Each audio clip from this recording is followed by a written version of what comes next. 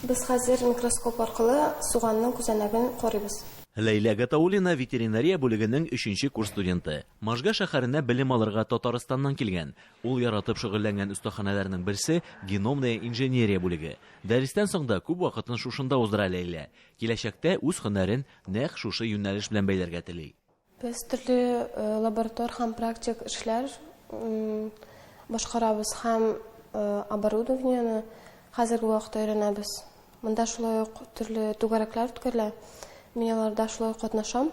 Көллияткә яшь белгечләр дә зур теләк белән эшләргә килә. Ринат Закиров кечкенәдән бакчачылык белән шөгыльләнгән. Уку йортында үсемлекләр үстерү буенча Сити ферма остаханәсе ачылгач, җитәкче итеп сайлана. Һөнәре буенча программист. Лабораториядә әлеге белеме дә кирәк. Эшен ярата, шуңа студентларда да тиз арада кызыксыну уята ала. Мы обучаем студентов работать на гидропонных установках.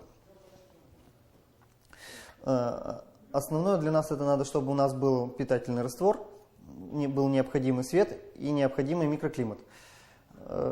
Вот студенты у нас, получается, готовят питательный раствор,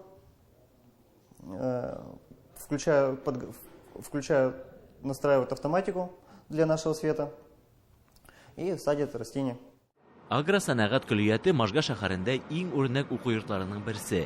Белем алырга Удмуртиядән генә түгел, Пермь краеннан, Киров өлкәсеннән, Татарстаннан киләләр. Көллият директоры Удмуртия Республикасының атказанган авыл хуҗалыгы хезмәткәре Наил Камалетдинов. Яхшы җитәкче һәрвакыт яңалыкка омтылырга тиеш ди ул. Тормыш бик тиз алга бара.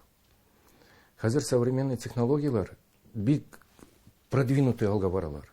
А без элек специалистларны әзерледек иске оборудованиеда. Потому что тормыш бигән бездән сорый специалистлар әзер чыксыннар. Берничә ел элек көллияттә татарча театр түгәрәге дә эшли башлаган. Республика сәхнәләрендә чыгышлар ясаганнар хәтта.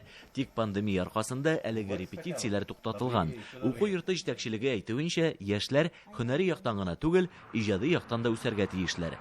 Тиздән түгәрәк эше яңартылуына өметләнәләр. Удмуртиядән Назир Нигманов, Эльвира Вахитова, Татарлар.